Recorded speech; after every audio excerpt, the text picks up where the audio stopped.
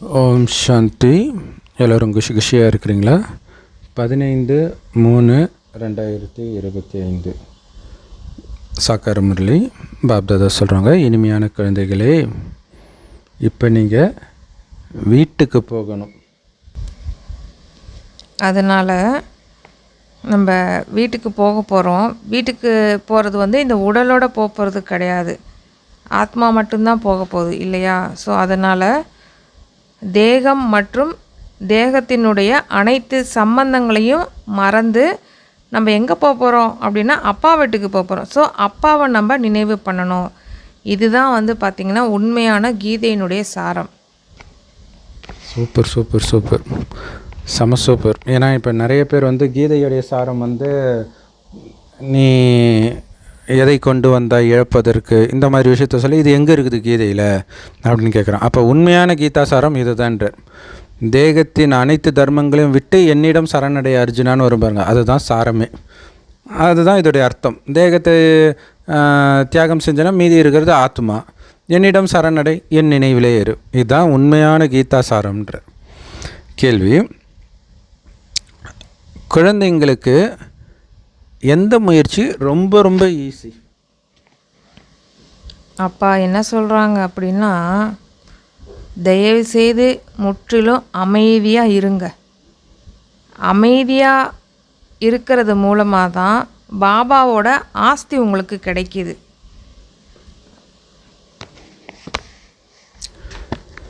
So அப்படி அமைதியாக இருக்கணும்னா என்ன பண்ணணும்?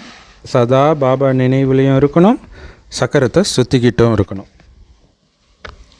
அப்பாவை நினைக்கிறதுனால தான் உங்களுடைய பாவங்கள் எல்லாமே விநாசமாகுது, ஆயுளும் அதிகமாகுது. சக்கரத்தை சுற்றுறதுனால சக்கரவர்த்தி மகாராஜாவாகிறீங்க, இவ்வளோ தானே? அப்பாவை நினைக்கணும், சக்கரத்தை சுற்றணும். இதிலையே இருந்தீங்கன்னா உங்கள் மனம் அமைதியாக இருக்கும். ஏன் வெளி உலகத்து விஷயத்தையே உள்ளே விடலை இல்லை? ஒரு ஏதோ ஒன்று வேகமாக சுற்றிக்கிட்டே இருந்துச்சுன்னா வெளில எது வந்தாலும் அடிச்சு தூக்கி கடைச்சிடும். அந்த மாதிரி இந்த சக்கரத்தை நீங்கள் சுத்த வெளி உலகத்து விஷயமே வராது. நான் சொர்க்கத்துக்கு போயிட்டுருக்கிறேன், சொர்க்கத்தில் இருந்த தேக உணர்வில் அனைத்தையும் இழந்த தேக உணர்த்தை அழித்து ஆத்மா அப்படியே போயிட்டுருக்கிறேன், சொர்க்கத்துக்கு போயிட்டுருக்கிறேன், நாராயணன் ஆகிட்டு இருக்கிறேன், அது மைண்டில் ஓடிக்கிட்டே இருக்கணும். அந்த போதையில் நீங்கள் உடம்புன்றதை மறந்துடுவீங்க, எல்லைக்குட்பட்ட விஷயத்தை மறந்துடுவீங்க. எல்லாமே இந்த சக்கரத்தை சுற்றுறதுலேயும் பாபா நினைக்கிறதுலேயும் தான் இருக்குது. ஓம் சாந்தி. இனிமையிலும் இனிமையான ஆன்மீக குழந்தைகளுக்கு ஆன்மீக தந்தை மீண்டும் புரிய வைத்து கொண்டிருக்கிறார். தினமும் புரிய வைக்கிறார். குழந்தைகளோ கல்பத்திற்கு முன்பு போலவே நாம் இப்போ நிச்சயமாக கீதா ஞானத்தை படித்து கொண்டிருக்கிறோம் அப்படின்னு குழந்தைங்களுமே புரிஞ்சுக்கிறாங்க. ஆனால் இந்த கீதை ஸ்ரீகிருஷ்ணர் ஒன்றும் உங்களுக்கு சொல்லலை, பரமபிதா பரமாத்மா சொல்லிக் கொடுக்குறார். அவர் தான் நமக்கு மீண்டும் ராஜயோகத்தை கற்றுக் கொடுத்துட்டு இருக்கிறாரு. ஸோ அவர்கிட்ட நேரடியாக இதை கேட்டுட்டு இருக்கிறீங்க. பாரதவாசிகளுடைய ஆதாரம் முழுவதுமே பார்த்தீங்க அப்படின்னா கீதையில் தான் இருக்குது. ஸோ கீதையில் என்ன எழுதி இருக்குது? ருத்ர ஞான யஜ்யம் உருவாக்கப்பட்டது அப்படின்னு எழுதப்பட்டிருக்குது. இது யக்னமாக இருக்குது அப்படின்னா பாடசாலையாகவும் இருக்குது. சூப்பர். ஸோ அங்கே யாகம்ன்றது ஸ்தூலமான யாகம் நினச்சிக்கிறாங்க, இந்த ஞானம் தான் யாகம், அதை தான் உருவாக்கப்படுது. ஸோ எப்போ அப்பா வராரோ அப்போ தான் இந்த உண்மையான கீதையை சொல்கிறாரு, நமக்கும் அப்போ தான் சத்கதி கிடைக்கிது. ஆனால் மனிதர்கள் இதை புரிஞ்சுக்கிறதே கிடையாது. ஸோ அனைவருக்கும் சத்கதி கொடுக்குற வள்ளல் தந்தையை நீங்கள் நினைக்கணும், அவ்வளோதான். கீதையை படித்து வந்திருந்தாலும் கூட படைப்பவர் மற்றும் படைப்பு பற்றிய அறியாத காரணத்தினால என்ன சொல்லிடுறாங்க அப்படின்னா, எப்படி இந்த உலகம் வந்துச்சு அப்படின்னா தெரியாது அப்படின்னே சொல்லிக்கிட்டே வந்துட்டாங்களாம். ஏன்னா அப்பாவை பற்றிய அறிமுகம் அப்பா கிட்ட தான் இருக்கும். அது அவர் எப்போ வராரோ அப்போ தான் அதை கொடுக்க முடியும். அதுதான் உண்மையான கீதை. அப்படிப்பட்ட கீதையை தான் வந்து தந்தை வந்து சொல்கிறார். இவை விசார் சாகர் மந்தன் செய்வதற்கான விஷயங்கள் அப்படின்னு சொல்கிறாரு. ஸோ உலகத்திலே ரொம்ப முக்கியமான விஷயம், சிந்திச்சுக்கிட்டே இருக்க வேண்டிய விஷயம் இது மட்டும்தான்ற. படைப்பு, படைப்பவர், அதாவது சிருஷ்டி சக்கரம், அப்புறம் பாபா, இதை பற்றி மட்டும்தான் நீங்கள் சிந்தனை பண்ணிக்கிட்டே இருக்கணும். யார் வந்து சேவையில் இருக்கிறாங்களோ அவர்கள் மீது நல்லபடியாக என்ன ஆகும் அப்படின்னா கவனம் போய்கிட்டே இருக்கும். நல்ல சேவாதாரிகள் தான் இதில் கவனம் கொடுப்பாங்க பாபா சொல்கிறதுல. ஸோ பாபா சொல்கிறாரு, ஞானக்கடல், பதித்த பாவனர், கீதா ஞானத்தை வழங்குகிற வள்ளல், பிரியமான பரமபிதா பரமாத்மா, பரம சத்குரு பகவான் சிவபகவான் மகா வாக்கியம், இந்த வார்த்தைகளை எல்லாம் கண்டிப்பாக ஒவ்வொரு பாடத்திலும் நீங்கள் எழுதணுன்ற இல்லையா? அப்போ தான் அவங்களுக்கு வந்து இது கடவுள் பேசுகிறாரு அப்படிங்கிறது புரியும். சிவபெருமான் பேசுகிற, சிவ பரமாத்மா பேசுகிறாருன்னு எழுத சொல்கிறார். அது அந்த சிவ பரமாத்மான்றதுக்கு முன்னாடி இத்தனையும் எழுத சொல்கிறார். ஞானக்கடல், பதித்த பாவனர், கீதையின் பகவான், பரமபிதா பரமாத்மா, பரம சத்குரு சிவபகவானுடைய மகா வாக்கியம்னு எழுதுங்கன்றார். ஸோ அதோடைய எஃபெக்ட் நமக்கு தெரியாது, படிக்கிறவங்களுக்கு தெரியும். புதுசாக வந்து படிக்கும்போது இது என்ன மேலே இவ்வளோ பெரிய விஷயம் இருக்குதே அப்படின்னு. அப்படிப்பட்ட திருமூர்த்தி சிவபரமாத்மா தான் கீதையோட பகவான், ஸ்ரீ கிருஷ்ணர் கிடையாது அப்படிங்கிறதையும் அவசியம் நீங்கள் எழுதுங்க. அப்போ தான் அவங்க புரிஞ்சுக்குவாங்க, இது சிவபகவானுடைய மகா வாக்கியம், கீதையின் பகவான் சிவபகவானை தவிர ஸ்ரீ கிருஷ்ணர் கிடையாது. ஸோ மனிதர்களுடைய கருத்தும் நீங்கள் எழுதி வாங்கணும். அதுக்கு தான் இந்த விஷயந்தான். ஞானம் கொடுக்கறதுக்கு முன்னாடி ஒரு ஃபார்ம் கொடுத்து ஃபில் பண்ண சொல்லுவோம், ஞானம் முடித்த பிறகு ஒரு ஃபார்ம் கொடுத்து ஃபில் பண்ண சொல்லுவோம். ரெண்டுத்துலேயும் ஒரே மாதிரி ஆன்சர் இருந்துச்சுன்னா நீங்கள் நடத்துனது அவங்களுக்குள்ளே போகவே இல்லைன்னு அர்த்தம். நடத்திய பிறகு கீதையின் பகவான் கிருஷ்ணர் கிடையாது, சிவன்றதை அவங்க மைண்டில் பதியணும். அதுதான் முக்கியமான விஷயம். நமக்கு முக்கியமானது வந்து பார்த்தோம் அப்படின்னா கீதை தான். பாபா என்ன பண்ணுறாரு, நாளுக்கு நாள் புது புது பாயிண்ட்டுகளும் கொடுத்துக்கிட்டே தான் இருக்கிறாரு. அதனால் ஏன் பாபா இதை முன்னாடியே சொல்லலை அப்படின்னலாம் இங்கே நீங்கள் யோசிக்கக்கூடாது. ஏன்னா அது ட்ராமா படி அந்த டைம் இல்லை அப்படிங்கிறது தான் அர்த்தம். ஸோ அதனால் புது புது பாயிண்ட் வர்றது நீங்கள் அந்த பொக்கிஷம் வந்துக்கிட்டே இருக்குதுல்லையா, நீங்கள் அப்படியே பக்கெட்டில் பிடிச்சிக்கிட்டே இருக்கணும். பாபா முரளியில் வர முக்கியமான பாயிண்டெல்லாம் கிரகிச்சிக்கிட்டே இருக்கணும், எழுதி அந்த ரத்தினங்களை எடுத்துக்கிட்டே இருக்கணும். அப்புறம் இந்த ராஜ்யத்தினுடைய உயர்வு, அப்புறம் அதாவது இந்த சக்கரத்தினுடைய உயர்வும் வீழ்ச்சியும் என்ன அப்படிங்கிறதையும் நம்ம எழுதணும். உயர்வு அப்படின்னா என்ன அப்படின்னா தெய்வீக ராஜ்யத்தினுடைய ஸ்தாபனை. அங்கே வந்து பார்த்தோம் அப்படின்னா 100% வந்து தூய்மை, அமைதி, செல்வ செழிப்பின் ஸ்தாபனை நடைபெறுது. அப்புறமேலே என்ன ஆகுது அப்படின்னு பார்த்தீங்கன்னா அரைக்கல்பத்துக்கு அப்புறம் அது வீழ்ச்சி ஆகுது. அது வந்து அசுர சம்பிரதாயமாக மாறுது. தெய்வீக ராஜ்யத்தின் உயர்வும் அதனுடைய நிர்மாணித்தலும் அங்கே நடக்குது. அதே மாதிரி வீழ்ச்சியும் வந்து பார்த்திங்கன்னா நடக்குது அப்படிங்கிறதையும் நம்ம எழுதணும் அப்படின்னு சொல்கிறாங்க. ஸோ அந்த தங்க யுகத்தை கட்டி எழுப்புகிறோம், அதுதான் எழுச்சி. இது வந்து பைபிளில் இருக்கும். அவங்க வந்து ஜெருசலத்தை கட்டி எழுப்பினார்கள் அப்படின்ட்டு வரும். அதை இடிஞ்சு அதை மீண்டும் கட்டி எழுப்புகிறாங்க, ஒரு சவுறு கட்டுவாங்க. ஸோ அதை நாம் இப்போ தான் கட்டிகிட்டு இருக்கிறோம். ஸோ அதனால் வந்து அந்த பாரதத்தின் எழுச்சியும் வீழ்ச்சின்னு எது சொல்கிறாரு.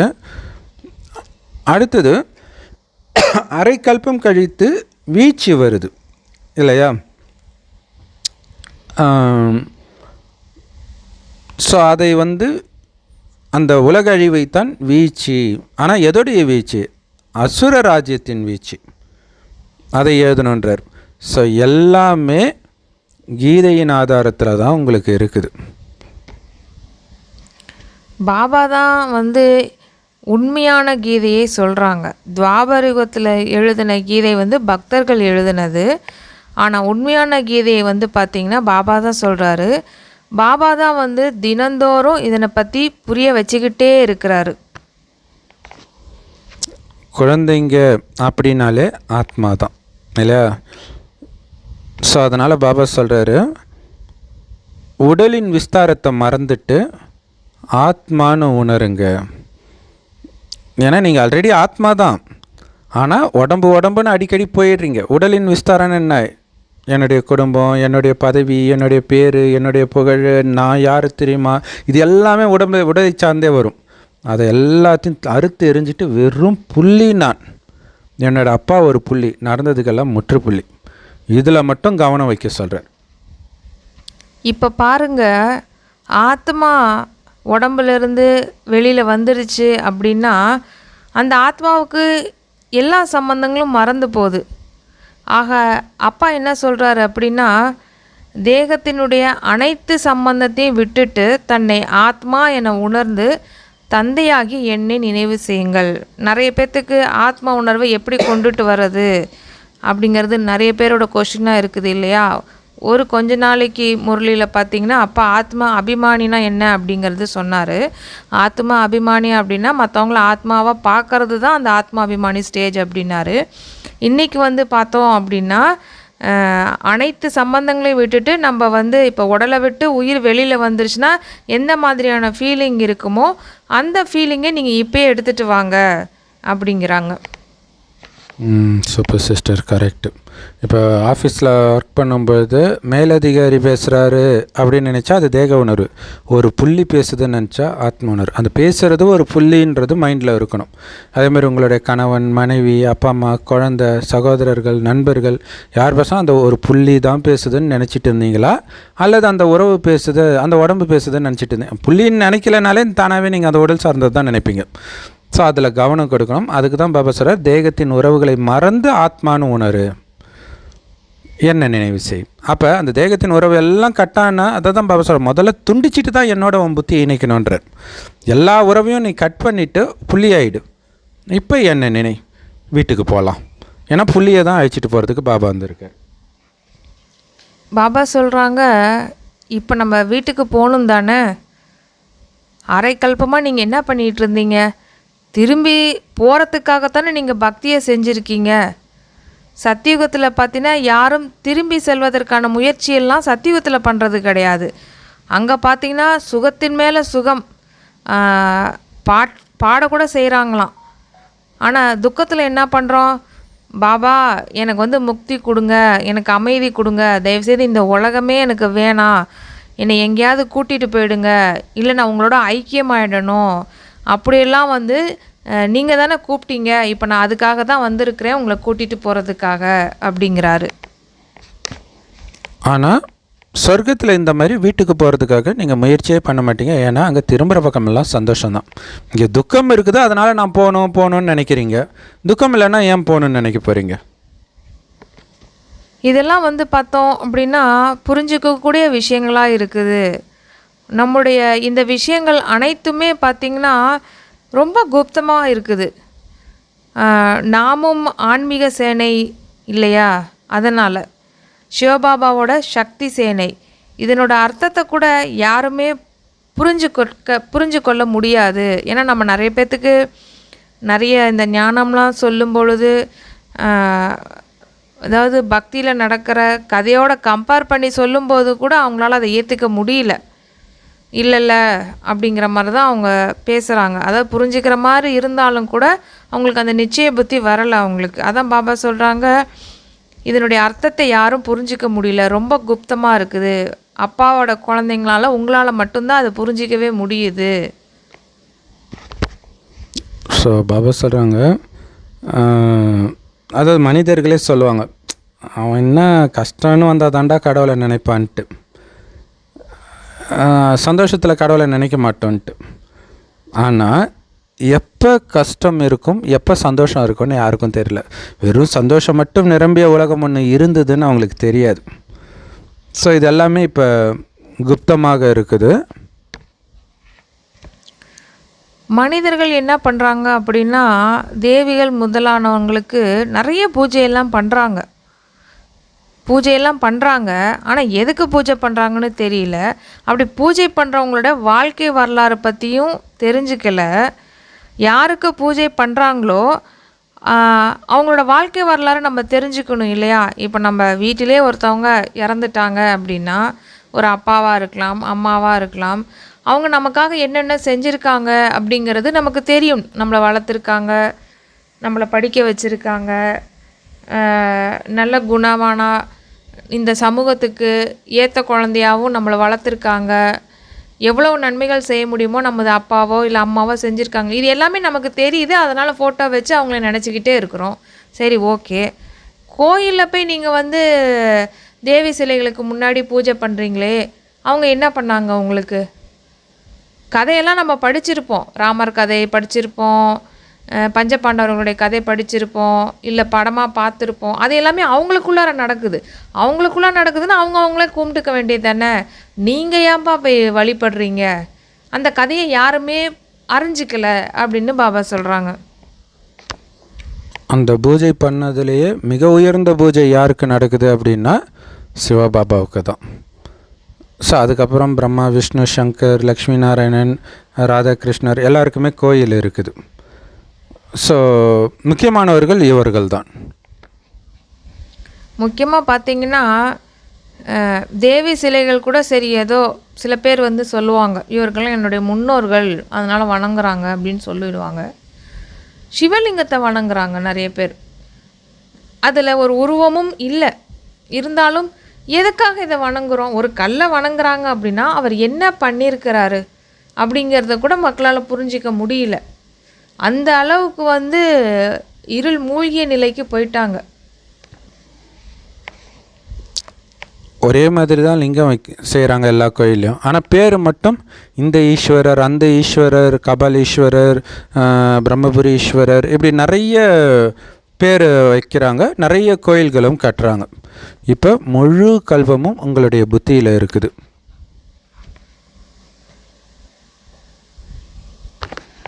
ஸோ நாடகத்தில் முக்கியமான நடிகர்கள் இருப்பாங்க, எல்லைக்குட்பட்ட நாடகத்திலே கூட.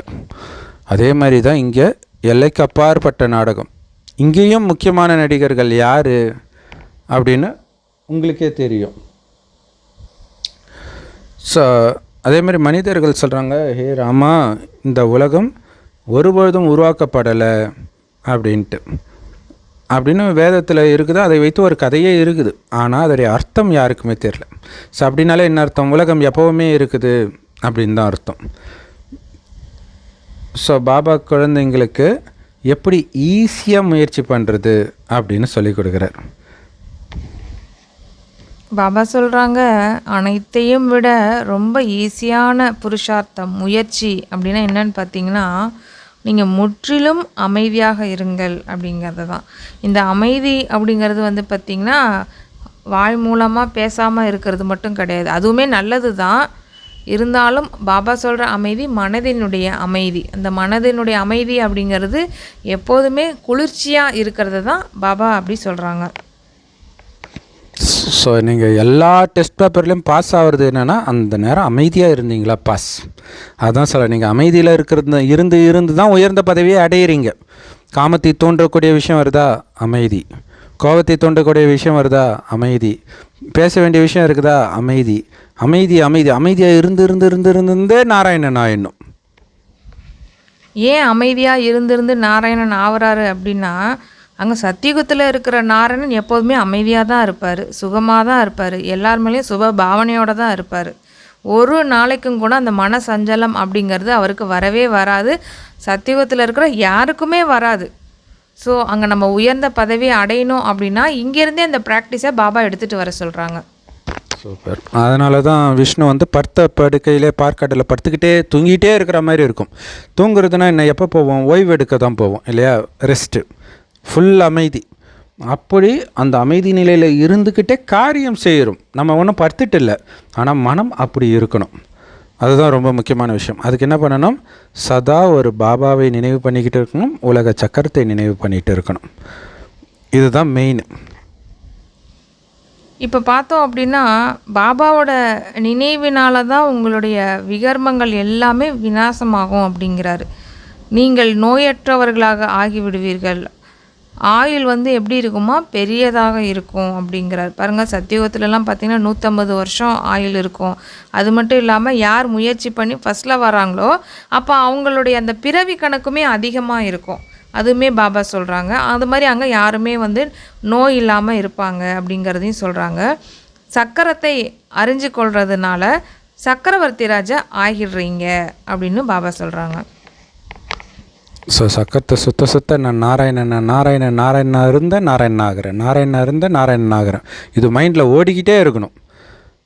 ஸோ அதன் மூலமாக தான் சக்கரவர்த்தி மகாராஜா ஆகிறீங்க. இப்போ நரகத்தின் எஜமானனாக இருக்கிறீங்க. பிறகு நீங்கள் சொர்க்கத்தின் எஜமானர்களாக ஆகிடுவீங்க. சொர்க்கத்தினுடைய எஜமானனாகவோ எல்லாருமே ஆகிறாங்க. பிறகு அதில் என்ன வேறுபாடு இருக்குது அப்படின்னா பதவியினோட வேறுபாடு தான் அங்கே இருக்குது. எவ்வளவு உங்களை போல் மற்றவர்களை ஆக்குவீர்களோ அவ்வளவு வந்து உங்களுக்கு உயர்ந்த பதவி கிடைக்கும். கரெக்ட். ஸோ அந்த பதவி வித்தியாசம் வந்து எத்தனை பேர் ஆக்குறோம் அப்படிங்கிறத பொறுத்து தான் இருக்குது. நீங்கள் ஆக்கவே இல்லை, இந்த ஞான ரத்தினங்களை தானமே பண்ணலை அப்படின்னா என்ன பதவி உங்களுக்கு கிடைக்கும்னு எதிர்பார்க்குறீங்க? யாராவது பணக்காரர் ஆகுறாங்க அப்படின்னா நம்ம சாகார உலகத்திலே சொல்லுவோம், இவர் ஏதோ போன ஜென்மத்தில் தானம் புண்ணியம்லாம் பண்ணிட்டு வந்திருக்காருப்பா, அதனால தான்ப்பா எவ்வளோ பெரிய பணக்காரராக இருக்கிறாரு அப்படின்னு சொல்லுவோம் இல்லையா? இப்போது குழந்தைங்க தெரிஞ்சுக்கிறாங்க, ராவண ராஜ்யத்திலோ அனைவரும் பாவங்களை மட்டும்தான் செஞ்சிட்ருக்கிறாங்க.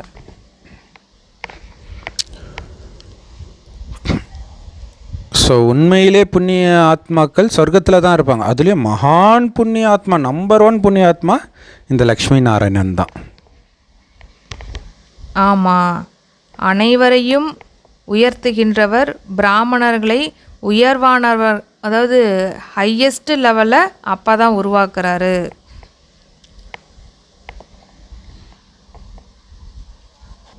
ஸோ அப்போ பிராமணர்களுக்கு ஏன் மரியாதை அப்படின்னா எல்லோரையும் உயர்வானவர்களாக அவர்கள் தான் மாற்றுறாங்க, அதாவது நாம தான். மற்றபடி லக்ஷ்மி நாராயணன் வந்து பிராமணர்களாக இருந்து செய்த உழைப்புக்கான பலன்தான் அது. பிரம்மாவின் வாய்வழி வம்ச படைப்பு தான் பிராமண குலத்தின் அலங்கார புருஷர்களாகிய நீங்கள்.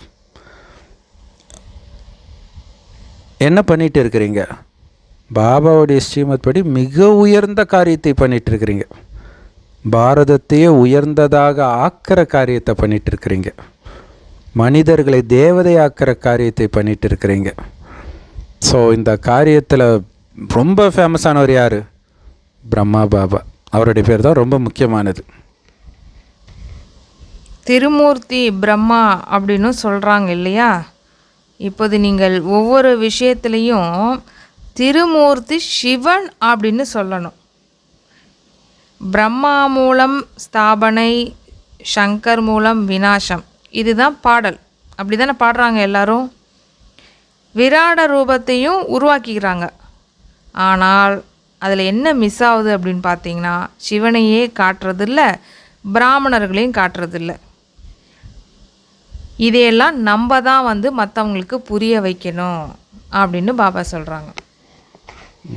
ஸோ இதில் பார்த்தீங்கன்னா மனிதர்கள் திருமூர்த்தி பிரம்மான்னு சொல்கிறாங்க, ஆனால் நீங்கள் திருமூர்த்தி சிவான்னு சொல்லுங்கன்றார். திருமூர்த்தி பிரம்மா கிடையாதுன்னு சொல்லலை. இது எப்படின்னா படையப்பால டைலாக் வரும் இல்லையா, அந்த அவர் மாப்பிள்ளை போட்டிருக்கிற ட்ரெஸ்ஸு என்னது, அல்லது அதை பற்றி நான் பேச மாட்டேன். அதாவது ஒன்று சொல்லணும், ஆனால் அதை சொல்லாமல் இதுதான் சரின்னு சொல்லணும். இதை ஏன்னா அவங்க சொன்னது தப்புன்னா அவங்களுக்கு கோபம் வந்துடும். அதுக்கு பதில் சரியானது ஏதோ அதை அடிக்கடி சொல்லுங்கள். இது ரொம்ப முக்கியமானது. இது வந்து ரொம்ப சூப்பராக கிறிஸ்தவர்கள்கிட்ட கற்றுக்கலாம். என்னென்னா, கர்த்தராகி இயேசு கிறிஸ்துன்னுவாங்க. அதாவது இயேசு தாண்டா கடவுள், நீ சொல்கிறது கடவுள் இல்லைன்னு தான் அதோடைய அர்த்தம். அதை சொன்னால் பிரச்சனை வரும். அதுக்கு பதிலாக கர்த்தராகி இயேசு கிறிஸ்து, பழைய ஏற்பாட்டில் சொன்ன கர்த்தர் இவர் தான் அப்படிங்கிறத திரும்ப சொல்லிக்கிட்டே இருக்கிறாங்க.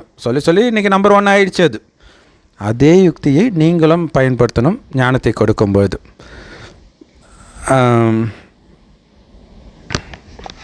முக்கியமாக அந்த திருமூர்த்தி படத்தை வச்சே நம்ம சொல்லிடலாம். அதில் முக்கியமாக வந்து பார்த்திங்கன்னா, அந்த திருமூர்த்தி படத்தில் பாபாவோட படம் மேலே இருக்கும். ஸோ அதை நம்ம யூஸ் பண்ணி சிவபாபா தான் பிரம்மா பாபாவின் மூலம் இந்த ஞானத்தை கொடுக்குறாரு, விஷ்ணுவின் மூலம் வந்து பாலனை நடக்குது, கடைசியில் சங்கரின் மூலமாக விநாசம் நடக்குது அப்படிங்கிறதையும் நம்ம வந்து புரிய வைக்கலாம். இந்த மாதிரி யதார்த்த ரீதியில் அபூர்வமாக யாரோ சிலரது புத்தியில் தான் இதெல்லாம் பதிவாகுது. நிறைய பாயிண்ட்ஸுகள் இருக்குது இல்லையா, அதை தலைப்புகள் என்றும் சொல்கின்றனர். எத்தனை தலைப்புகள் கிடைக்கின்றன? உண்மையான கீதை பகவானிடமிருந்து கேட்பதால் மனிதரில் இருந்து தேவதையாக உலகத்தின் எஜமானனாக ஆகிவிடுகிறார்கள். இது ஒரு டாபிக். ஸோ குறிப்பாக நமக்கு இது ரொம்ப யூஸ்ஃபுல்லாக இருக்கும். ஏன்னா நம்ம தலைப்பை எடுத்து ஜென்ரல் வீடியோ போடுறோம் இல்லையா. ஏன்னா பாபா கொடுக்குற ஒரு பாயிண்ட்டும் நமக்கு தலைப்பு. ஸோ எவ்வளோ தலைப்பு பாபா கொடுக்குறாரு யோசிச்சு பாருங்கள் இல்லையா, சேவை செய்கிறதுக்கு. ஏன்னா ஞானம், ஒரே ஞானத்தை தினம் நம்ம ஒவ்வொரு டாப்பிக்கில் பேசுகிறதுடைய நினைவு தான் பைபிளில் ஒவ்வொரு கதையாக இருக்கும். ஆனால் அந்த கதை எல்லாமே ஒரே விஷயத்தை தான் போதிக்கும், அது அவங்களுக்கு தெரியாது. எல்லா மதத்துடைய எல்லா கதைகளுமே பார்த்திங்கன்னா ஒரே விஷயத்தை தான் போதிக்கும். ராஜ்யத்தை அடையிறோம், இழக்கிறோம், மீண்டும் அடையிறது எப்படி, இதுதான் எல்லா கதையுடைய சாரமாகவும் இருக்கும். மகாபாரதம் எடுத்துக்கோங்க, ராமாயணம் எடுத்துக்கோங்க, பைபிள் குரான் எடுத்துக்கோங்க, எல்லாமே. ஆனால் அதை எப்படியெல்லாம் பல விதமாக சொல்கிறதுன்ற டாப்பிக்கை தான் பாபா கொடுக்குறார். ஸோ அதில் தான் இன்றைக்கி என்ன சொல்கிறாரு, உண்மையான கீதையை கேட்டால் நீங்கள் நாராயணன் ஆகிடுவீங்க, பொய்யான கீதையை கேட்டால் ஆக மாட்டீங்க. அதுக்கும் பாபா சொல்கிறாரு எவ்வளோ நல்லா இருக்குது பாருங்க அப்படின்னு சொல்கிறாரு. புரிய வைக்கிறதுக்கு கூட நல்ல புத்தி வேண்டும் அப்படிங்கிறாரு. இவ்விஷயத்தையெல்லாம் வந்து தெளிவாக எழுதி வைக்கணும், அதை பார்த்து மனிதர்கள் புரிந்து கொண்டு கேட்க வேண்டும். ஆஹா எவ்வளோ சுலபமாக இருக்குது அப்படின்னு. ஒவ்வொரு ஞான பாயிண்ட்டும் வந்து பார்த்திங்கன்னா லட்சம் கோடி ரூபாய்க்கு பெருமானதாகும் அப்படிங்கிறாரு. சூப்பர். அப்போ பாருங்கள், அந்த டைட்டில்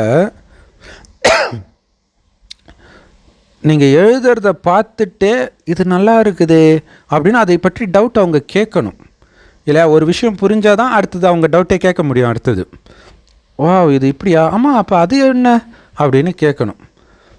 ஸோ அந்த மாதிரி நீங்கள் ஒவ்வொரு பாயிண்ட்டையும் எழுதுங்க, பற்றி பேசுங்க, நிறைய சேவை பண்ணலாம். இப்போ இன்டர்நெட் காலம் இல்லையா, ரொம்ப ஈஸியாக பண்ணலாம். ஸோ பாபா சொல்கிறாரு, ஒவ்வொரு அடியிலும் பல கோடி மடங்கு சம்பாதிக்கணும். வருமானம் இருக்குது ஒவ்வொரு அடியிலும். அப்போ சம்பாதிக்காமல் இல்லையா, இப்போ ஒரு அந்த பழைய படங்கள்லாம் பார்த்திங்கன்னா அந்த நடக்க அந்த இடத்துல லைட் எரியிற மாதிரி காட்டுவாங்க. சப்போஸ் அவர் அப்படி நடக்கும்போது லைட் எரியலைன்னு அர்த்தம், அங்கே ஏதோ ப்ராப்ளம் இருக்குதுன்னு அர்த்தம், சரி பண்ணணும்.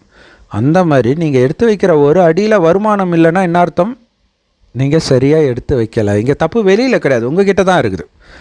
நீங்கள் சரியாக எடுத்து வைக்கல. என்ன சரியாக எடுத்து வைக்கிறது, பாபா நினைவில் எடுத்து வைக்கல. ஒரு வார்த்தை பேசுறதுக்கு முன்னாடி பாபா நினைவில் இல்லைன்னா அங்கே வருமானம் இல்லை. கோழி முட்டையை சொல்லுவாங்க, உள்ளே அந்த கரு இல்லைன்னா ஊலை முட்டைன்னுவாங்க. அந்த மாதிரி நீங்கள் ஒவ்வொரு முட்டைனா அதுக்குள்ளே கோழி கொஞ்சம் வரணும் இல்லையா, அடக்காத்தா கோழி கொஞ்சம் வரணும், இல்லாட்டினா அது வேஸ்ட்டு. அந்த மாதிரி தான் இங்கே பிராமணனாகி நீங்கள் ஒவ்வொரு அடியிலும் பல கோடி மடங்கு வரணும்.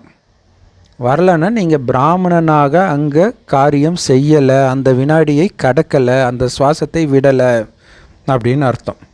ஸோ அதனால தான் தாமரை மலர் மேலே தேவதைகளை காட்டியிருக்கிறாங்க. ஏன்னா இந்த பதம் அப்படிங்கிறதுக்கு தாமரைனும் ஒரு அர்த்தம் இருக்குது, பல கோடி மடங்குன்னு அர்த்தம் இருக்குது இல்லையா. நீங்கள் விலகி இருக்கிறீங்க, அதனால் தாமரை. விலகி இருக்கிறதுனால உங்களுக்கு பல கோடி மடங்கு வருமானமும் கிடைக்குது. அப்போ தாமரைக்கு 2 அர்த்தம் இருக்குது பாருங்கள். பிரம்மா அப்படிப்பட்ட பிரம்மா முக வம்சாவளி பிராமணர்களுடைய உங்களுடைய பேரே என்ன பண்ணிட்டாங்கன்னா மறைச்சிட்டாங்க. அந்த பிராமணர்கள், அதாவது கலியுக பிராமணர்கள் என்ன பண்ணுவாங்கன்னா கக்கத்தில், அதாவது கைக்கு நடுவில் அல்லது மடியில் என்ன பண்ணுவாங்கன்னா கீதையை வச்சுருப்பாங்களாம். இப்போது நீங்கள் தான் வந்து பார்த்திங்கன்னா உண்மையான பிராமணர்கள். உங்கள் கக்கத்தில், அதாவது பாபா அவங்கள கக்கத்தில் அவங்க கீதையை வச்சுருக்காங்க. பாபா என்ன சொல்வார், உங்களோட புத்தியில் இருக்குது சத்தியம், அதாவது உங்களோட புத்தியில் இந்த கீதையினுடைய சாரத்தை வச்சுக்கோங்க அப்படிங்கிறாரு. அவர்களின் கச்சத்தில் உள்ளது புத்தகம், அதாவது அவங்க மடியிலையோ இல்லை கக்கத்துலேயோ அவங்க புத்தகத்தை வச்சுருக்காங்க. ஆக உங்களுக்கு நஷா அதிகரிக்கணும், நம்ம ஸ்ரீமத் படி சொர்க்கத்தை உருவாக்கிக்கிட்டு இருக்கிறோம் அப்படின்னு. அதாவது அவங்க அந்த பிராமணர்கள் வந்து பார்த்தாங்க அப்படின்னா கீதை மேலே இருக்கிற போதையில் எப்போவுமே கூடையே தூக்கிட்டு போவாங்க. இப்போ கிறிஸ்டியன்ஸ் கூட பார்த்தீங்க அப்படின்னா சாதாரணமாக இருப்பாங்க, ஒரு பைக்குள்ளார பைபிள் வச்சுக்கிட்டு போயிட்டே இருப்பாங்க. எப்போல்லாம் டைம் கிடைக்குதோ யாரெல்லாம் வழியில் வராங்களோ அவங்களுக்கெல்லாம் வந்து பைபிள் வாசித்து சொல்லிட்டு போயிட்டே இருப்பாங்க. அந்த மாதிரி நீங்கள் புத்தியில் பாபாவை வச்சுருங்க, இந்த நாடகத்தினுடைய சக்கரத்தினுடைய விஷயங்கள்லாம் வச்சுருங்க. அப்புறம் இந்த உலகத்துக்கே ராஜ்யத்துக்கே நம்ம நாராயணன் ஆக போகிற அப்படிங்கிற போதை உங்களுக்கு இருக்கணும் அப்படிங்கிறாரு. உங்களுக்கு வந்து எந்த புத்தகமும் நீங்கள் கையில் வச்சில்ல, இந்த ஒரு பேட்ஜ் போதும். இதுதான் உண்மையான கீதை உங்களுக்கு. இந்த பேட்ஜில் வந்து பார்த்தோம் அப்படின்னா திருமூர்த்தியின் சித்திரமும் இருக்குது. ஆக முழு கீதையும் இதிலே வந்துடுது. அப்போ ஒரு வினாடியில் ஒட்டுமொத்த கீதையும் அங்கே புரிய வச்சிடலாம். அந்த மும்மூர்த்திகளை நீங்கள் புரிய வச்சிட்டிங்கன்னா ஒட்டுமொத்த கீதாசாரமும் வந்துடுது. உலகத்தின் தொடக்கம் பிரம்மா, அதாவது ஸ்தாபனை அவர் மூலமாக நடக்குது. என்ன உலகம்? புது உலகம். அந்த புது உலகத்தை பாலனை செய்ய போகிறது மகாவிஷ்ணு. இவரே தான் அங்கே விஷ்ணுவாக பிறக்கிறார். அடுத்தது கடைசியில் 5000 வருடம் கழிச்சு அது அழிக்கப்படுது.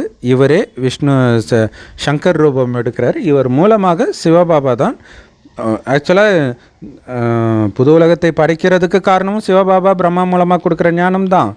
விஷ்ணு மூலமாக நடக்கிற பாலனைக்கு காரணமும் பிரம்மா மூலமாக சிவபாபா கொடுத்த ஞானம் தான். சங்கர் மூலமாக உலக அழிவு நடக்கிறதுக்கும் காரணம் பிரம்மா மூலமாக சிவபாபா கொடுத்த ஞானம் தான். பண்ணுறது எல்லாமே சிவபாபா தான். ஸோ இதை ஒரு வினாடியில் யாருக்கு வேணும்னாலும் நீங்கள் புரிய வைக்க முடியும். இந்த பேட்ச் வச்சு இந்த பேட்ச் மூலமாக நீங்கள் யாருக்கு வேணாலும் புரிய வைக்கலாம்.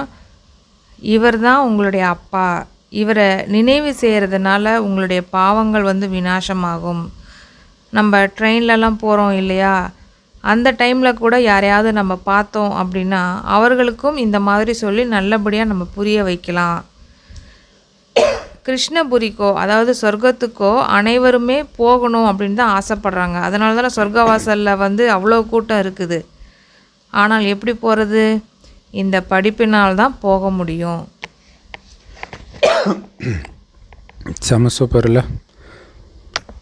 எந்த மதத்தை சார்ந்தவர்களாக இருந்தாலும் அவங்களுடைய லட்சியம் என்ன? சொர்க்கத்துக்கு போகிறது தான். ஆனால் எப்படி போவீங்க? எல்லா மதத்தினரும் கலியுகத்தின் விஷயத்தை தான் பண்ணிகிட்ருக்குறீங்க. எப்படி போக முடியும்? இந்த படிப்பின் மூலமாக மட்டும்தான் அங்கே போக முடியும். ஏன்னா இந்த படிப்பு மட்டும்தான் சொர்க்கத்திற்கான குணத்தை உங்களுக்குள்ளே நிரப்பும் அப்படிங்கிறத நீங்கள் புரிய வைக்கணும். உண்மையிலே ராஜ்யமே இந்த படிப்பின் மூலமாகத்தான் ஸ்தாபனை செய்யப்படுது. மற்றபடி மதஸ்தாபகர்கள் ஒன்றும் ராஜ்யத்தை ஸ்தாபனை பண்ணுறது கிடையாது. அவங்க மதத்தை தான் ஸ்தாபனை பண்ணுறாங்க. ஆனால் நீங்கள் அறிவீர்கள், நாம் வருகின்ற 21 பிறவிகளுக்காகத்தான் இந்த ராஜயோகமே கற்றுக்கிட்டு இருக்கிறோம் அப்படிங்கிறது. இது எவ்வளோ ஒரு நல்ல படிப்பு பாருங்கள். தினந்தோறும் 1 மணி நேரம் படியுங்கள் போதும். அந்த படிப்போ 4-5 மணி நேரம்லாம் படிக்கிறாங்க. இதுக்கு 1 மணி நேரமே போதும். அதுவும் காலை நேரம் ரொம்ப சூப்பரான டைம் அப்படின்னு சொல்கிறாரு. அனைவருமே அந்த டைமில் ஓய்வாக இருப்பாங்க. ஸோ அந்த டைம் படிக்கிறது ரொம்ப நல்லது அப்படின்னு சொல்கிறாங்க. ஆனால் இதை தப்பாகவும் புரிஞ்சிக்கக்கூடாது. ஏன்னா நிறைய பேர் அப்படி தான் இருக்கிறாங்க. முரளி 1 மணி நேரம் படிச்சுமா முடிஞ்சு போச்சு, ஓகே. அப்படி கிடையாது. படிக்கிறது தான் 1 மணி நேரம். நாள் ஃபுல்லாக அதை அசை போட்டுக்கிட்டே இருக்கணும். மறக்கிறத திரும்ப திரும்ப எடுத்து பார்த்துக்கிட்டே இருக்கணும். பாபா இப்போ சொல்கிறதுனா என்ன, 1 மணி நேரம் டைம் ஸ்பெண்ட் பண்ண முடியாதா அந்த அர்த்தத்தில் கேட்குறாரு. அதுக்காக அந்த 1 மணி நேரத்தோட முடிஞ்சு போச்சுன்னு நினச்சிடக்கூடாது. அந்த படிப்பு 4 மணி நேரம் 5 மணி நேரம் படித்தாலும் அதுக்கப்புறம் பெருசாக நினைக்க மாட்டாங்க பெரும்பான்மையானவர்கள். ஆனால் இங்கே அந்த 1 மணி நேரத்து விஷயத்தை திரும்ப திரும்ப அசை போட்டுக்கிட்டே இருக்கணும். அடுத்த நாள் முரளி வர வரைக்கும், அதுக்கு முன்னாடி நாள் முரளியில் கரும்பு சாறை திரும்ப திரும்ப அந்த ஆலையில் விட்டு விட்டு சாறு புழிவாங்க போங்க. அந்த மாதிரி இதில் இருக்கிற எல்லா சாரையும் நம்ம எடுத்துடணும் அடுத்த முரளி வர்றதுக்குள்ளே. ஸோ அப்படி முரளி சாறு பிழியறதுக்கான அற்புதமான நேரம் அதிகாலை நேரம். எல்லோரும் ஃப்ரீயாக இருப்பாங்க. பந்தனத்தில் இருக்கிறவங்க அந்த நேரம் கூட வர முடியாமல் இருக்கும். அவங்க மற்ற நேரம் வரலாம். அதனால தான் நிறைய இடங்களில் பார்த்திங்கன்னா 10 மணிக்கு கிளாஸ் வைப்பாங்க. ஏன்னா காலையில் எல்லாருக்கும் சமையல்லாம் பண்ணி கொடுத்துட்டு தாய்மார்கள் வந்து 10 மணிக்கு ஃப்ரீ ஆகிடுவாங்க. ஸோ நிறைய கீதா பாடசாலாம் பார்த்திங்கன்னா காலைல 10 மணிக்கு நடக்கும்.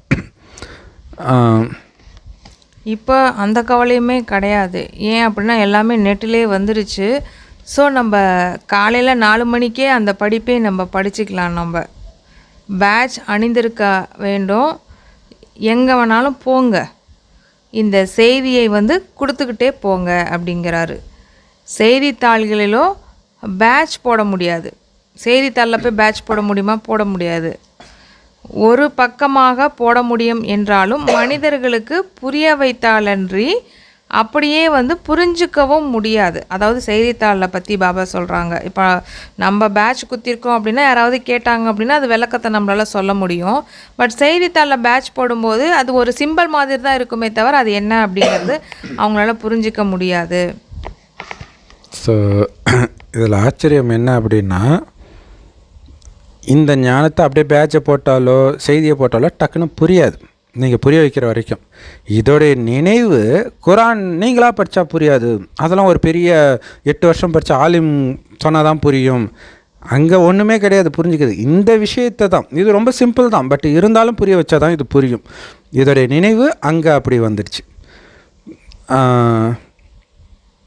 அது மட்டும் இல்லை, மனிதர்களுடைய நிலையும் இப்போ அப்படி இருக்குது. ஒருத்தர் புரிய வைக்காமல் புரிஞ்சுக்கிற அளவுக்கு சக்தி கிடையாது. ஆனால் ரொம்ப ஈஸி தான் புரிய வைக்கிறதும் சரி புரிஞ்சுக்கிறதும் சரி. இந்த வியாபாரத்தை யார் வேணாலும் பண்ண முடியும். நல்லது. தானே நினைவு செய்யலைனாலும் பரவாயில்ல, மற்றவங்களுக்காவது நினைவுபடுத்துங்க அப்படின்னு சொல்கிறாரு. அதுக்காக யாரும் நினைவு பண்ணாமல் இருந்துடாதீங்க, நினைவு பண்ணுங்க, அதுவும் நல்லது தான் அப்படிங்கிறதையும் சொல்கிறாரு. ஸோ இது சூப்பர் பாயிண்ட் இல்லையா? அதாவது பாபா சொல்லுவார், நீங்களே நினைவில்லைன்னா அவங்க சொன்னால் எப்படி கேட்கணும். அது ஒரு சில முறையில் சொல்லுவார். அப்படி இல்லைன்னா கூட நீ மற்றவனுக்காவது சொல்ல, அவன் அதை ஃபாலோ பண்ணிவிட்டு பார்க்காவாயிட்டோம். ஏன்னா அந்த மாதிரி நிறைய பேர் பாபா சொல்லுவார் இல்லையா, ஞானம் கொடுத்தவங்களோட எடுத்த மாணவர்கள் முன்னாடி போயிடுவாங்க அப்படின்ட்டு. சிலர் வந்து ஆத்மாபிமானி ஆகுங்க ஆத்மாபிமானி ஆகுங்கன்னு மற்றவங்களுக்கு சொல்லிக்கிட்டே இருப்பாங்க. ஆனால் அவங்க தேக உணர்விலே தான் இருப்பாங்க. அதனால் அவங்க மூலமாக நிறைய பாவகாரியங்கள் நடந்துக்கிட்டே இருக்கும். இங்கே முதல்ல வந்து பார்த்தோன்னா புயல் வந்து மனசில் தான் வருது. பிறகு அது என்ன ஆகுது அப்படின்னு பார்த்தீங்கன்னா செயலில் வந்துடுது. செயலில் வர்றதை விட மனசில் வந்து அதிகமாகவே வரும். அப்புறம் என்ன ஆகுது அப்படின்னா அதை பற்றி பிறகு புத்தி மூலம் முடிவு செய்ய வேண்டும். கர்மத்தில் எடுத்துகிட்டு வந்துடக்கூடாதுன்றார்.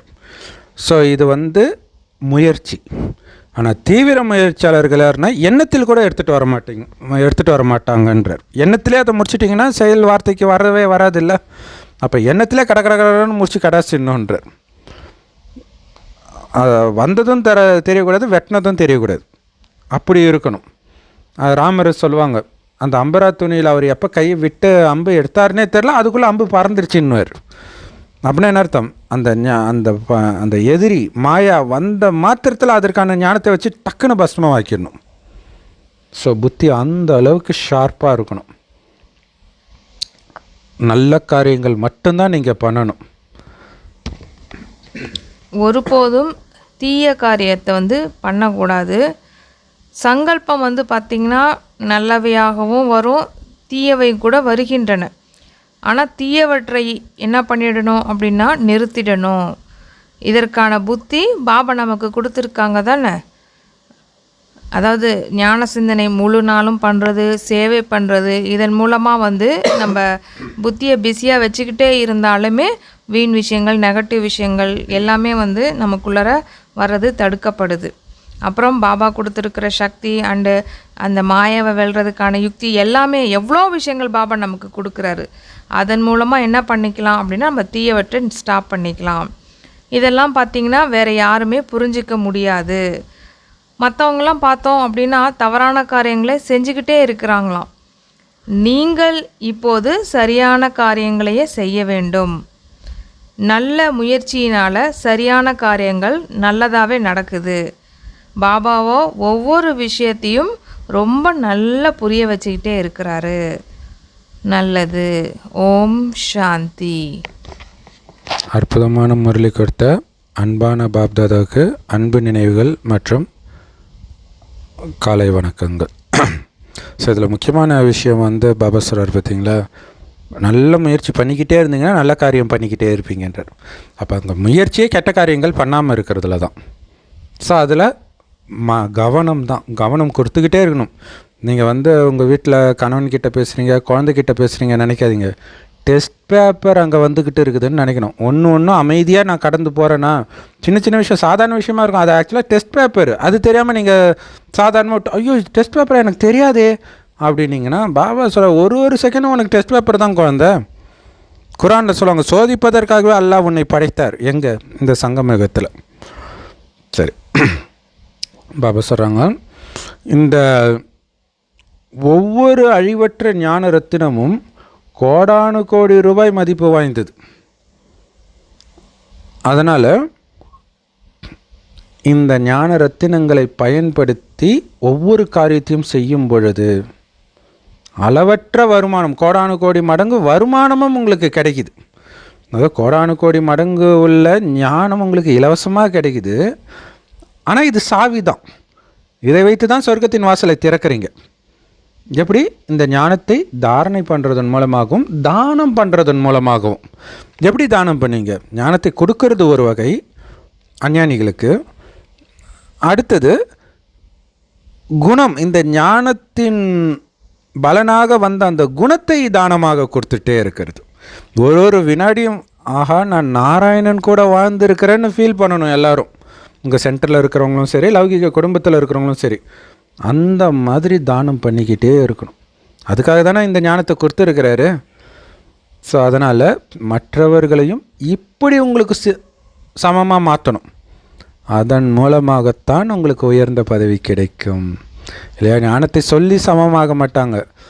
அப்படி நீங்கள் மாறுறத பார்த்து அவங்களுக்கு மாறணும்னு ஆசை வந்துடும். விகர்மங்களிலிருந்து தன்னை பாதுகாத்துக்கணும் அப்படின்னா ஆத்ம அபிமானியாக இருப்பதற்கு நம்ம முயற்சி செய்யணும். மனசில் எப்பயாவது தீய சங்கல்பம், தீய எண்ணங்கள் நமக்கு வந்துச்சு அப்படின்னா அவற்றை உடனே ஃபுல் ஸ்டாப் வச்சு நிப்பாட்டிடணும். அதற்கு பதிலாக நல்ல விதமான எண்ணங்களை நம்ம மனதில் ஓட விடணும். அப்போ நல்ல விதமான எண்ணங்கள் நம்ம மனசில் ஓட விடணும் அப்படின்னா தினம் தினம் முரளி படிக்கணும். அப்போ தான் நல்ல நல்ல சிந்தனைகள் நமக்கு டச் ஆகிக்கிட்டே இருக்கும். கர்மேந்திரியங்களினால் எந்த ஒரு தவறுமே நம்ம செய்யக்கூடாது. வரதானம் பாபா சொல்கிறாங்க, இன்றைக்கி ஹோலி இல்லையா? ஸோ ஹோலிக்கான முரளி இது.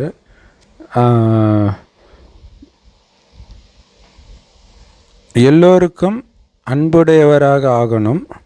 அதுக்கு என்ன பண்ணணும் அப்படின்னா ஃபரிஸ்தா மேக்கப் போட்டுக்கணும். அந்த மேக்கப் எப்படி இருக்கணும்னா, அந்த மேக்கப்பை பார்க்குறவங்களுக்கு அந்த ஆன்மீகத்தன்மையின் பிரபாவம் ஏற்படணும். அந்த மாதிரி அந்த மேக்கப் இருக்கணும். ஆக்சுவலாக ஜென்ரலாக உலகியல் மேக்கப் ஒரு பொண்ணுக்கு போடுறாங்க அப்படின்னா மற்றவர்களுக்கு விகாரத்தை தூண்டக்கூடிய பிரபாவத்தை அது ஏற்படுத்துது. இங்கே ஆன்மீகத்தை தூண்டக்கூடிய பிரபாவத்தை ஏற்படுத்தணும்.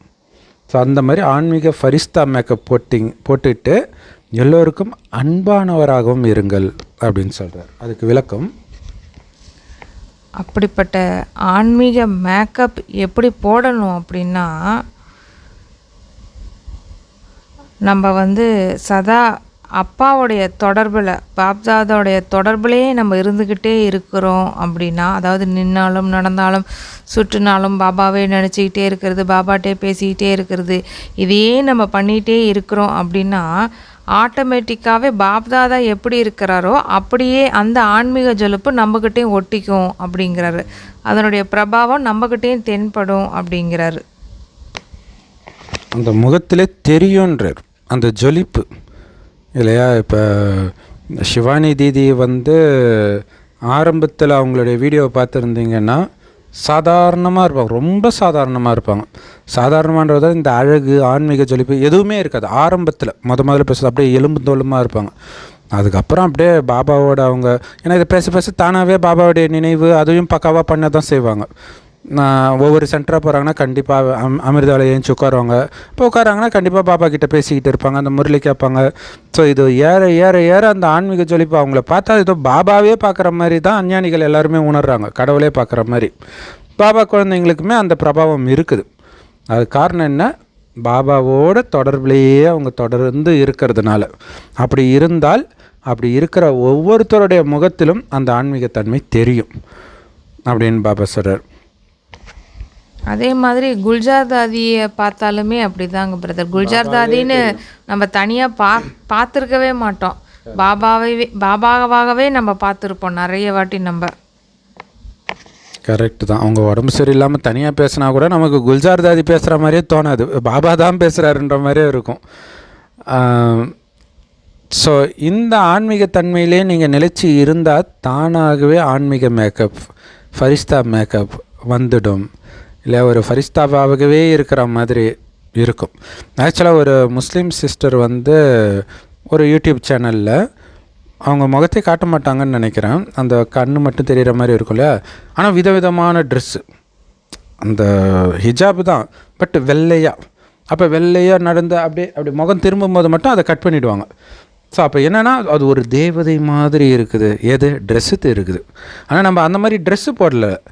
ஆனால் உங்களுடைய நடத்தை அப்படி இருக்கணும், அந்த ஆன்மீக தன்மையில் இருக்கணும், அதுக்கு பாபாவோடு இருக்கணும். அப்போ அந்த மேக்கப் போடப்பட்டு இருக்கும்.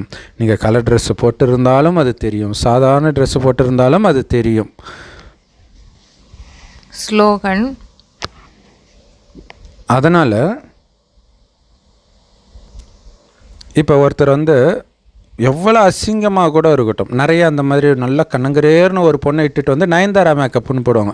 அப்படியே அடையாளமே மாதிரி அப்படியே நயன்தாரா மாதிரியே இருக்கும் இல்லையா. அந்த மேக்கப் போட்டோன்னா முற்றிலும் மாறிடுறாங்க, ரொம்ப அழகாகிடுறாங்க மேக்கப் போடுறதுனால. அதே மாதிரி இங்கே கூட அந்த ஆன்மீக மேக்கப், ஃபரிஸ்தா மேக்கப் வந்துடுச்சு. அதனால் என்ன அர்த்தம், பாபா கூடவே நீங்கள் பறந்துட்டு இருக்கணும் இல்லையா. விஷ்ணு வந்து எப்போ கருடன் மேலே பறந்துக்கிட்டே இருப்பாருன்னுவாங்க. ஆக்சுவலாக அங்கே விஷ்ணுன்றது சிவன் தான், கருடன் தான் பிரம்மா. அப்போ சிவபாபாவோடவே அவரும் பறந்துக்கிட்டே இருக்கிறார், ஃபரிஸ்தாவாக்கி பறக்கிறார். இல்லாட்டினாலுமே எப்போவுமே அவரோடவே இருக்க அவரை என்னை கண்டவன் பிதாவை கண்டான்றது பிரம்ம பாபா தான் சொல்ல முடியும். அங்கே இயேசு சொல்கிற மாதிரி அங்கே வெளிப்பட்டு இருக்குது.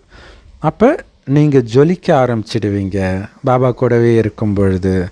ஒன்றும் இல்லை, நீங்கள் மதுபனுக்கு போயிட்டு வந்தாலே உங்கள் முகம் ஜொலிக்கிறது மற்றவங்களுக்கு என்ன உங்களுக்கே தெரியும். அப்படியே குளிக்கும் போதெல்லாம் பார்த்தீங்கன்னா ஏதோ அப்படியே ஒரு மாதிரி அப்படியே அந்த முகம் உடம்பு எல்லாமே அப்படியே ஒரு ஆயிலியாக இருக்கிற மாதிரி இருக்கும், ஆச்சரியமாக இருக்கும். இத்தனைக்கும் நம்ம இங்கே யூஸ் பண்ணுற அதே சோப்பை தான் அங்கேயும் எடுத்துகிட்டு போய் யூஸ் பண்ணியிருப்போம். அது உங்களை விட்டு போகிறதுக்கே 2 வாரம் 1 மாதம் ஆகும், ஆச்சரியமாக இருக்கும் இல்லையா. நம்ம அப்படியே பக்காவாக போதையாக கூட போயிருக்க மாட்டோம், அதுக்கே அப்படி ஆகுது.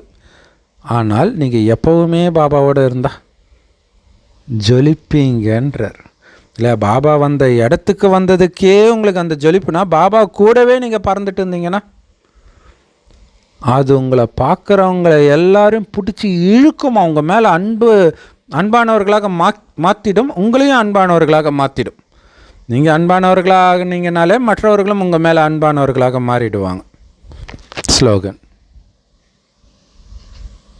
பிரம்மச்சரியம், யோகா மற்றும் தெய்வீக குணங்களுடைய தாரணை தான் உண்மையான முயற்சி ஆகும். சூப்பர் இல்லையா. ஸோ பிரம்மச்சரிய விரதம்ன்றது உடலால் மட்டும் கிடையாது, மனதாலையும் இருக்கணும். இன்னொன்று பாபா நினைவிலே இருக்கணும், தெய்வீக குணத்தை தாரணை பண்ணிகிட்டு இருக்கணும். ஸோ அப்போ தூய்மை, யோகம், தெய்வீக குணதாரணை இதில் கவனம் வச்சுக்கிட்டே இருக்கிறது தான் உண்மையான புருஷார்த்தி, உண்மையான முயற்சி அப்படின்னு சொல்கிறது. ஸோ இன்றைக்கி அவ்யக்த பயிற்சி, சத்தியம் மற்றும் தெய்வீக குணங்களை தாரணை பண்ணுங்கள். பாபா சொல்கிறாங்க, தன்னுடைய சொல் மற்றும் சொரூபம், அதாவது செயல், ரெண்டும் இணைந்தே இருக்கணும் அப்படின்னு சொல்கிறாங்க. அதாவது பேச்சும் தெளிவாக இருக்கணும், அதில் அன்பும் இருக்கணும், பணிவு, இனிமை மற்றும் உண்மை இருக்கணும். ஆனால் சொரூபத்திலும் பணிவு இருக்கணும் அப்படிங்கிறாங்க. இந்த ரூபத்தினால் தந்தையை வந்து நம்ம வெளிப்படுத்த முடியும். பயமற்றும் இருக்கணும், அதையும் சொல்கிறாங்க பாபா. ஆனால் பயம் இல்லாமலே இருக்கணும். அதே சமயத்தில் நம்மளுடைய பேச்சு வந்து பார்த்திங்கன்னா நியமத்திற்கு உட்பட்டதாகவும் இருக்கணும். உங்களுடைய சொல் வந்து பார்த்திங்கன்னா கடுமையானதாக அல்லாமல் இனிமையானதாக ஆகிவிடும். இந்த மாதிரி நீங்கள் பயிற்சி பண்ணிக்கிட்டே இருந்தீங்க அப்படின்னா, அதாவது நம்ம இனிமையாக இருங்க, அன்பாக இருங்க, இதெல்லாம் நம்ம சொல்லுவோம். ஆனால் அதை நம்ம வந்து ஃபாலோ பண்ணி மற்றவங்கள்ட்ட பேசும்போது வந்து பார்த்தோம் அப்படின்னா கடுமையான சொல்லிடுறோம் சில நேரத்தில். அந்த மாதிரிலாம் இருக்கக்கூடாது அப்படிங்கிறாரு. அதாவது உங்களுடைய சொல்லும் செயலும் ரெண்டும் ஒரே மாதிரியாக இருக்கணும் அப்படின்னு சொல்கிறாரு. நீங்கள் இனிமையாக இருங்க அப்படின்னு நீங்கள் சொல்கிறீங்கன்னா உங்களுடைய பேச்சும் இனிமையாக இருக்கணும், செயலும் இனிமையாக இருக்கணும். நீங்கள் அன்பாக இருங்க அப்படின்னு சொல்கிறீங்க அப்படின்னா உங்களுடைய பேச்சும் அன்பாக இருக்கணும், உங்களுடைய செயலும் அன்பாக தான் இருக்கணும். பணிவுமே அப்படி தான்.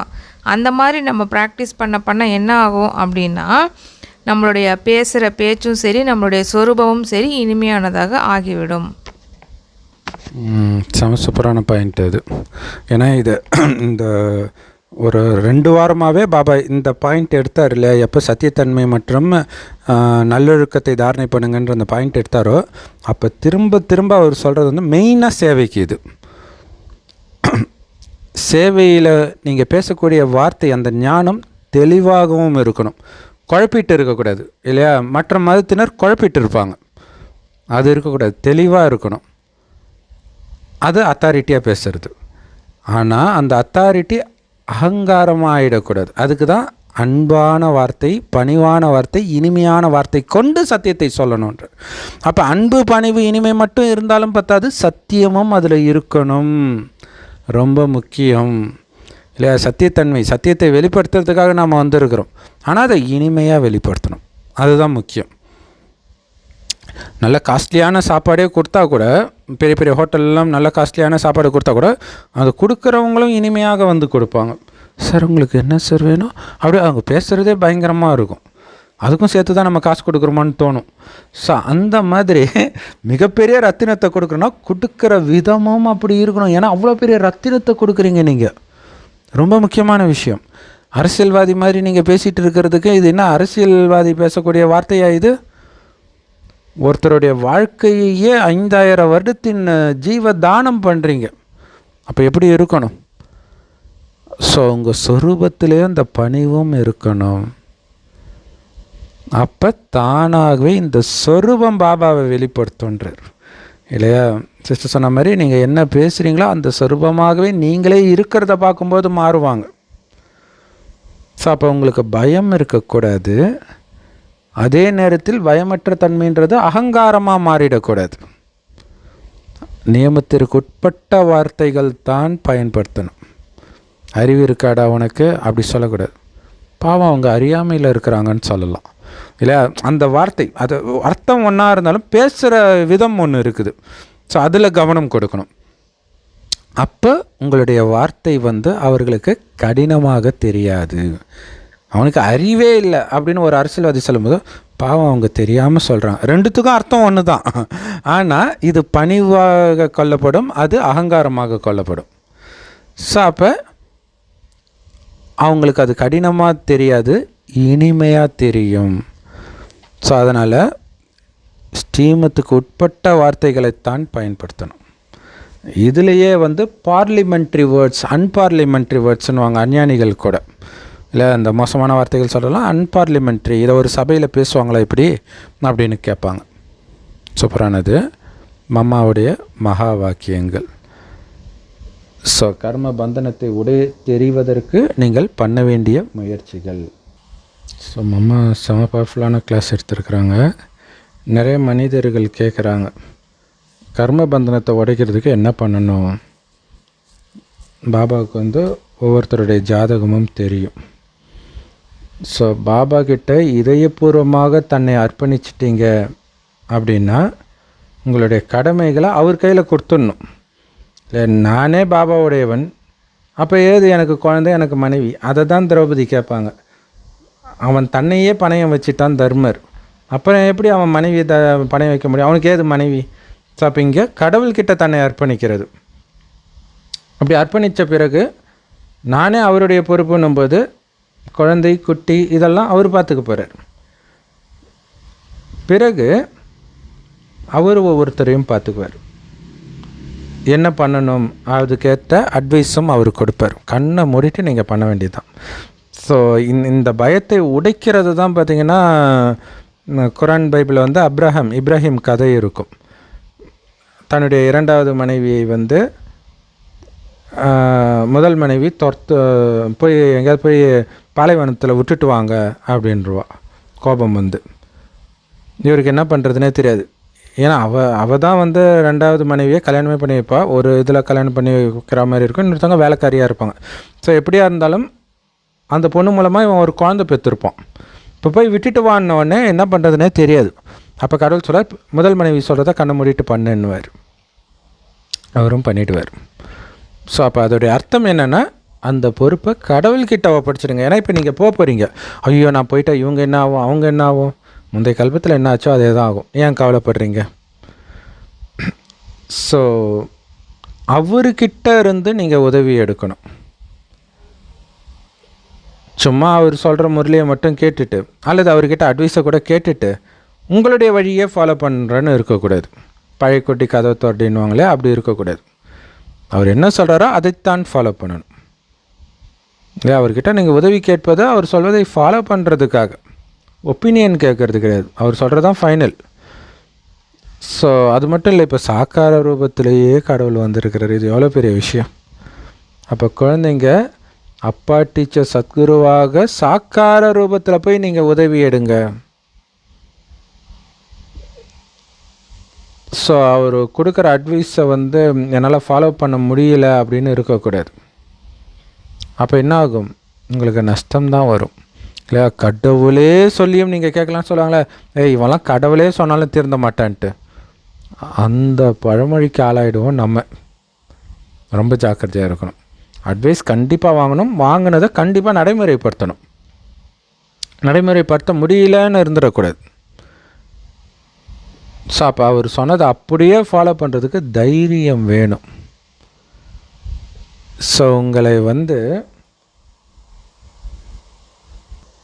ஸோ அதனால் செய்விப்பவர் தந்தைக்கு தெரியும் நமக்கு என்ன நன்மை, எதில் நன்மை இருக்குது அப்படின்ட்டு. ஸோ அதற்கேற்ப நமக்கு வழி கொடுப்பார். எப்படி கர்ம பந்தனத்தை துண்டிக்கிறதுன்ற கட்டளை கொடுப்பார். அதனால் ஐயோ அப்போ என் குழந்தையுடைய நிலமெல்லாம் என்ன ஆகிடும் அப்படிங்கிற எண்ணங்களே உங்களுக்கு வரக்கூடாது.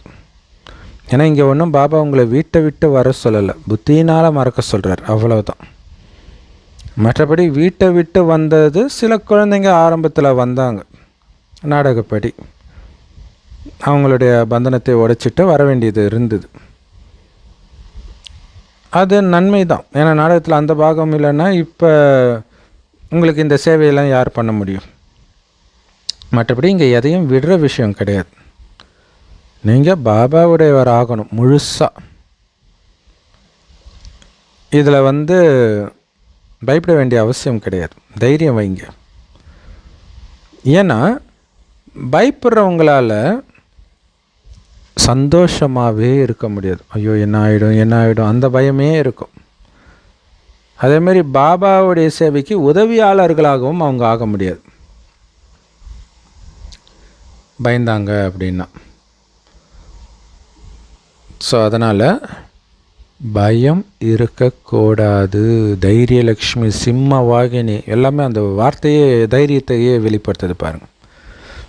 ஸோ இங்கே சந்தோஷமாக இருக்கிறோம். அடுத்த செகண்டை பற்றி கவலை இல்லை, பார்த்துக்க பாபா இருக்கிறார், அவ்வளோதான். ஸோ அவங்களால பாபாவுடைய உதவியாளர்களாகவும் இருக்க முடியாது. இல்லை இங்கேயும் காலை தைரியம் வைக்க முடியாது, லௌகீகத்திலையும் காலை தைரியம் வைக்க முடியாது. அப்போ எங்கேயுமே அவங்க சந்தோஷமாகவும் இருக்க முடியாது, பாபாவுக்கு சேவையும் பண்ண முடியாது. ஸோ இங்கே முழு உதவியாளர், பாபாவுக்கு அடிமை. கரெக்டாக சொல்லலாம். பாபா சொல்கிறார்ல, நான் உங்களுக்கு அடிமை அப்படின்ட்டு. அப்படின்னா என்ன அர்த்தம்? அவர் என்ன சொல்கிறாரோ அதை நாம் செய்யணும். அதை தான் அவர் செய்ய வைக்கிறார். இதைத்தான் பார்த்திங்கன்னா அங்கே பைபிளில் இயேசு கிறிஸ்து அவருடைய சிஷ்யர்களுடைய காலை கழுவி முத்தமிடுவார். முத்தமிட்டுட்டு, நான் எப்படி உங்களுக்கு இப்போ அன்பு செலுத்தினேனோ அதே போல் நீங்களும் பிறருக்கு செலுத்துங்கள். ஸோ இதோடைய அர்த்தம் என்னென்னா, பணிவாக இருங்கள். இல்லை, ஒரு வேலைக்காரன் மாதிரி அவர் இருந்தார் இல்லையா, அந்த மாதிரி நீங்கள் இருக்கணும். ஸோ அப்போ முழு உதவியாளர் பாபாவுக்கு இருக்கணும் நீங்கள். அப்படின்னு அர்த்தம், உயிரோடு இறக்கணும். அப்போ தான் பாபா சொல்கிற அனைத்தையும் உங்களால் பண்ண முடியும். எப்போ அந்த மாதிரி உயிரோடு இறக்குறீங்களோ, அதாவது இறந்த மாதிரியே வாழ்வது, உங்களுக்குன்னு எந்த விதமான நம்பிக்கை, பற்று, பாசம், உறவு எதுவுமே கிடையாது. நான் அடிமை, எஜமானன் சொல்கிறத அப்படியே செய்யக்கூடிய அடிமை, அவ்வளோதான். எனக்கு அப்பா கிடையாது, கணவன் கிடையாது, மனைவி கிடையாது, குழந்தை கிடையாது, அம்மா கிடையாது, சகோதரர்கள் கிடையாது, யாரும் கிடையாது. கடவுளை தவிர எனக்கு யாரும் கிடையாது. அப்படி இருந்தால் மட்டுமே நீங்கள் அவருடைய உதவியாளராக ஆக முடியும். அப்போ நீங்கள் எங்கேயாவது சிக்கிக்கிட்டீங்க அப்படின்னா பாபாவால் உதவி பண்ண முடியும். இல்லாட்டினா நீங்கள் பாபாவுக்கு முழு உதவியாளர், முழு அர்ப்பணம் ஆகலைன்னா, எங்கேயாவது சிக்கிக்கிட்டீங்கன்னா அப்புறம் பாபாவாலையும் காப்பாற்ற முடியாமல் ஆகிடும். ஏன்னா இதுன்னு நீங்களே கெட்டியாக பிடிச்சிக்குவீங்க. ஸோ நீங்கள் முழுக்க பாபாவுக்கு அர்ப்பணம் ஆகிட்டிங்கன்னா, எங்கேயாவது சிக்கிட்டால் கூட பாபா உங்களை எடுத்து விட்டுருவார். ஸோ அதனால் எண்ணம், சொல், செயல் மூணுலேயும் பாபாவுக்கு உதவியாளர். பாபாவுடைய எண்ணம் எப்படியோ அதே மாதிரி தான் என்னுடைய எண்ணம், என்னுடைய சொல், என்னுடைய செயல் இருக்கணும். அதுதான் பாபாவுக்கு உதவியாளர் ஆகுது, எண்ணம், சொல், செயலால். ஆனால் சின்ன பற்று நூல் கூட இருக்கக்கூடாது. பற்றுன்ற நூல் இருக்கக்கூடாது. இருந்துச்சுன்னா அது உங்களை விழ வச்சிடும். எதன் மீதும் பற்று கிடையாது. நான் பறந்து போய்கிட்டே இருக்கிறேன் பாபா, அந்த ஆனந்தம் இருக்கணும். ஸோ தைரியத்தோட முன்னேறி போங்க. எப்போ தைரியத்தில் நீங்கள் பலகீனமாகிடுறீங்களோ அப்போ தான் குழப்பம் அடைஞ்சிடுறீங்க. ஸோ அதனால தான் பாபா மம்மா சொல்லுவாங்க, ஒருத்தங்க சரண்டர் ஆக போகிறேன்னு சொன்னாலே, கூடையாக மிளகா சாப்பிடணும், சாப்பிடுவியா? குடமாக தண்ணி குடிக்கணும், குடிப்பியா? அந்த அளவுக்கு தைரியம் இருந்தால் தான் இங்கே இருக்க முடியும். பிராமண வாழ்க்கையே அப்படி தான். நிறையா பிராமண வாழ்க்கை நீங்கள் 100% ஃபுல்லாக ஃபாலோ பண்ணணும்னா அந்த அளவுக்கு தைரியம் இருக்கணும். அதில் பலகீனம் இருந்துச்சுன்னா குழப்பம் வந்துடும்ன்ற, ஐயோ நாளைக்கு என்ன ஆகிடும், அந்த மாதிரி பயம் வந்துடும். ஸோ அதனால் உங்களுடைய புத்தியை முற்றிலும் தூய்மையாக்கிக்கோங்க. எந்த விதமான விகாரத்தின் சின்ன அம்சம் கூட இருக்கக்கூடாது. போடா ஆண்டவனே நம்ம பக்கம் ஒரு படத்து டைலாக் வரும் இல்லையா, அந்த தைரியம் இருக்கணும் கடைசி வரைக்கும். அந்த தைரியம் தான் இங்கே வெற்றியை அடைய வைக்கின்றார். இதுதான் பெரிய வீரம். எல்லாத்தையும் விட்டுட்டு பாபா கையை மட்டும் பிடிக்கிறது சாதாரண விஷயம் கிடையாது இல்லை. ஆனால் இவர் கண்டிப்பாக காப்பாற்றுவார். அதுதான் இங்கே முக்கியமான விஷயம். மற்றதெல்லாம் பிடிச்சிங்கன்னா கண்டிப்பாக ஒரு நாள் காலவாரிடும். ஸோ அதனால் உங்களுடைய புத்தியில் எந்த வீண் எண்ணமும் இல்லாத அளவிற்கு முற்றிலும் தூய்மையாக்கிடுங்க. அப்போ எப்படி வீண் எண்ணம் வரும்? தைரியம் குறைக்கிற எண்ணம் வரும். அதனால் எந்த விதமான விகாரத்தின் சின்ன அம்சம் கூட இருக்க வேண்டாம், அந்த அளவுக்கு தூய்மையாக்கிடுங்க. ஸோ இந்த இலக்கு ஒன்றும் தூரத்தில் இல்லை. ஆனால் என்ன, அந்த உச்சத்தை அடையும் போது கொஞ்சம் அப்படியே செங்குத்தாக இருக்கும், ஜாக்கிரதையாக ஏறணும். சின்ன சந்தேகம் வந்து கூட விழுந்துருவாங்க. சந்தேகத்தை ஏற்படுத்த வைக்கிறது தான் மாயாவுடைய வேலையே. ஆனால் சர்வ சக்திவானை மட்டும் நீங்கள் துணையாக பிடிச்சிட்டிங்கன்னா பயப்படவும் மாட்டீங்க, சோர்ந்து போகவும் மாட்டீங்க. ஸோ இல்லை, இப்போ சபரிமலைக்கு போகிறவங்க ஐயப்பானாலும் கூட இருக்கிறவங்களையும் சேர்த்து தான் நினச்சிட்டு தான் போகிறாங்க, அந்த தைரியத்தில் தான் போகிறாங்க.